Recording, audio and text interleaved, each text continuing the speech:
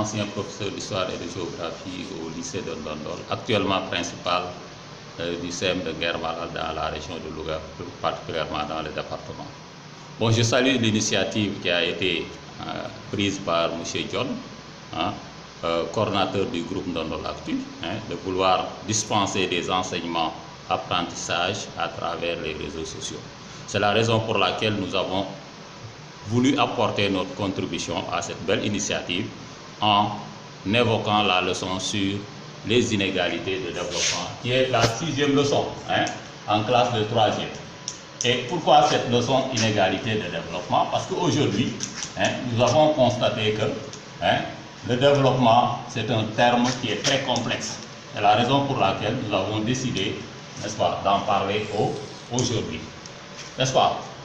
Je rappelle également que cette leçon est circonscrite dans le chapitre dénommé « La Terre, une planète divisée ». Pourquoi on parle de la division de la Terre? Parce que à partir de 1945, le monde venait de sortir d'une guerre et on avait constaté qu'il y a eu ce qu'on appelle une division à travers les différents pays du monde. Et cette division a laissé apparaître deux types de pays, notamment un premier groupe de pays que l'on appelle les pays développés, n'est-ce pas? Et ces pays développés également sont communément appelés pays qui sont riches, n'est-ce pas?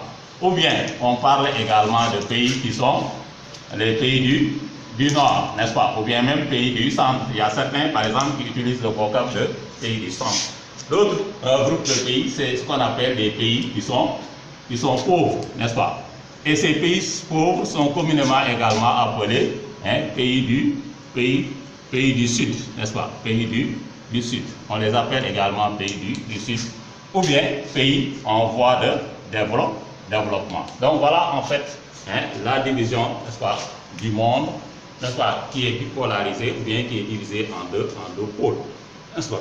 Mais ce qui est plus intéressant aujourd'hui, c'est de voir le concept de développement. Parce que quand on parle des inégalités de développement, il s'agit tout simplement d'une inéquité, ou bien il s'agit d'une disparité, ou bien des disparités qui existent entre pays riches et pays qui sont pauvres. Mais l'élève doit être capable également de définir le concept de développement. Qu'est-ce qu'on appelle le développement? Le développement n'est rien d'autre que la capacité d'un pays, n'est-ce pas, à satisfaire ses besoins. Donc, si un pays parvient à satisfaire ses besoins, on dit que ce pays-là est développé, n'est-ce pas?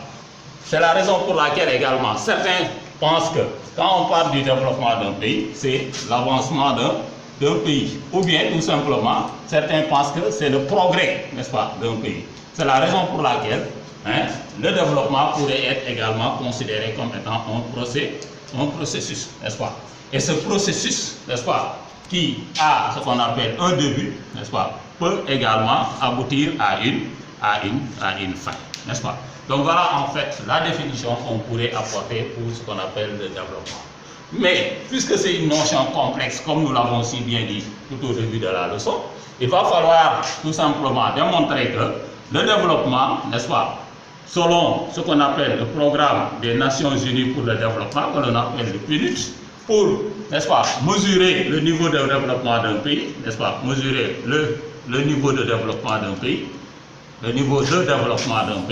n'est-ce pas, on se réfère notamment au PNUD, c'est-à-dire le programme des Nations Unies pour le développement, qui a dégagé un certain nombre de critères pour évaluer le niveau de développement d'un pays. Parmi ces critères, nous avons ce qu'on appelle le produit national brut, que l'on appelle communément le PNB. Il y a également ce qu'on appelle le PIB, produit intérieur brut, n'est-ce pas? Il y a également ce qu'on appelle l'IDH, n'est-ce pas? C'est-à-dire l'indice de développement humain. Entre autres critères, nous avons également le niveau de vie, n'est-ce pas, des populations. Donc voilà essentiellement les principaux critères qui sont dégagés par le PNUD pour pouvoir évaluer le niveau de développement de pays. Commençons par ce qu'on appelle le produit national brut. Qu'est-ce qu'on appelle le produit national brut? C'est tout simplement un ensemble, n'est-ce pas, est défini comme étant un ensemble de valeurs, n'est-ce pas? Au-delà des valeurs, c'est tout simplement également un ensemble de valeurs, n'est-ce pas, qui sont produits ou bien et de richesses, un ensemble de valeurs et de richesses qui sont produites, n'est-ce pas, produites par un pays, produites par un pays, n'est-ce pas. Mais également, ces richesses qui sont produites par un pays, c'est durant une année, n'est-ce pas. Donc voilà ce qu'on appelle le produit national brut. À ne pas confondre avec ce qu'on appelle le produit intérieur brut, n'est-ce pas, PIB, n'est-ce pas, que l'on appelle, n'est-ce pas, que l'on définit également comme étant un ensemble de valeurs. Cette fois-ci, c'est un ensemble de valeurs et de richesses, n'est-ce pas. Mais à la différence avec le PIB, ces valeurs et richesses sont produites au niveau intérieur, y compris notamment ce qu'on appelle la valeur ajoutée tout simplement des étrangers, n'est-ce pas, des étrangers. Et quand on parle des étrangers, on pense communément notamment à nos vaillants moudou qui investissent beaucoup d'argent, n'est-ce pas, pour entretenir leur famille au niveau de l'intérieur du pays, n'est-ce pas. Au-delà du PNB et du PIB, on a également parlé de l'IDH. Voilà en fait un critère essentiel dans, n'est-ce pas, dans tout simplement la quantification du niveau de développement d'un pays.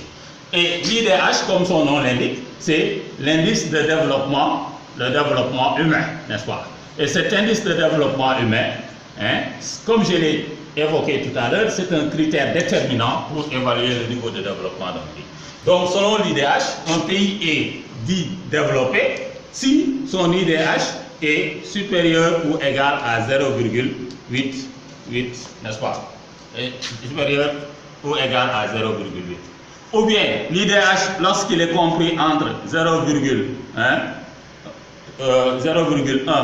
et 8, n'est-ce pas, on dit tout simplement qu'il y a ce qu'on appelle le niveau de développement. Et par rapport aux pays développés, c'est des pays, n'est-ce pas, dont leur IDH est supérieur ou égal à 0,8. Maintenant, pour ce qui est des pays qui sont sous-développés, c'est des pays dont l'IDH est inférieur à 0,5. Donc voilà en fait les critères qui sont dégagés. Maintenant, de cet IDH dépend également plusieurs éléments, notamment, comme je l'ai dit tout à l'heure, le niveau de vie des populations. Et quand on parle du niveau de vie des populations, on pense notamment à la scolarisation ou bien on pense notamment à l'éducation, n'est-ce pas? Et pour ce qui est des pays, par exemple, qui sont développés, comme je l'ai dit tout à l'heure, c'est des pays qui sont caractérisés par une scolarisation universelle, n'est-ce pas? Une scolarisation universelle. C'est-à-dire, tout le monde, n'est-ce pas, doit aller à l'école. Donc, la scolarisation est une obligation pour tous les enfants, n'est-ce pas?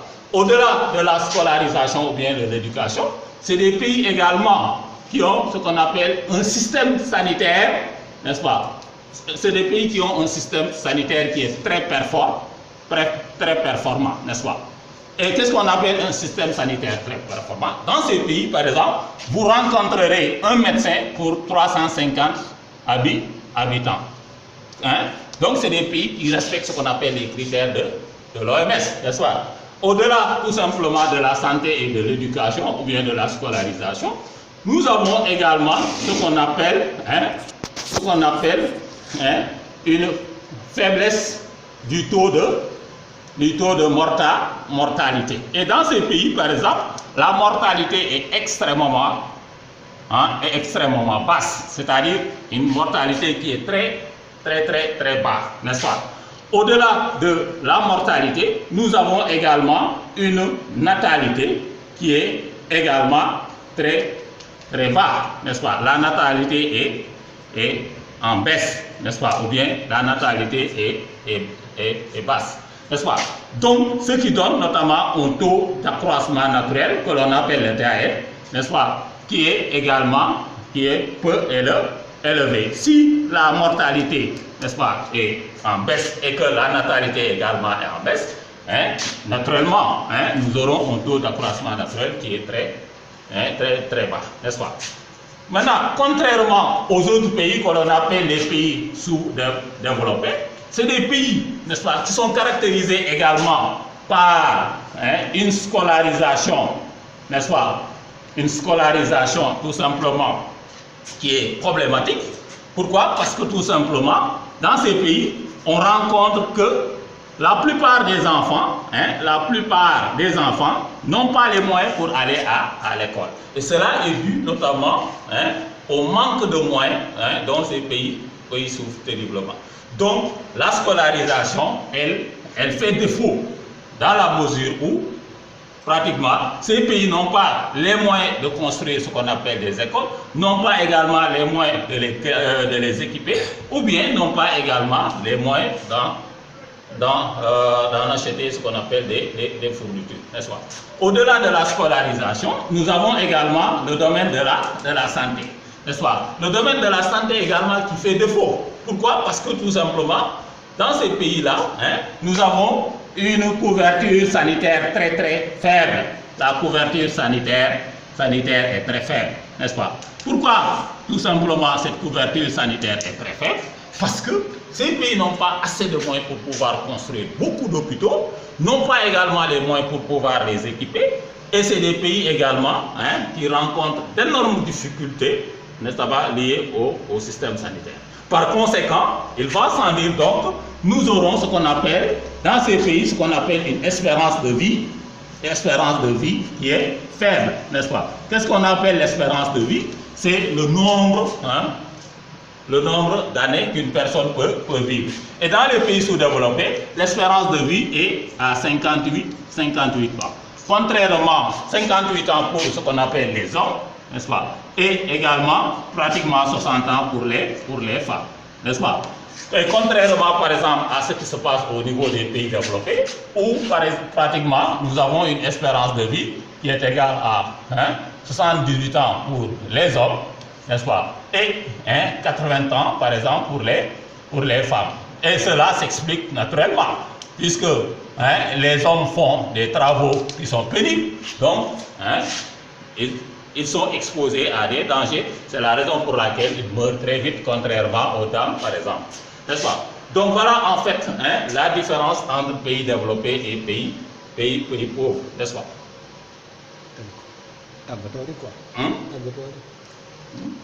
Tu remercies quoi? Voilà, merci, je vous remercie.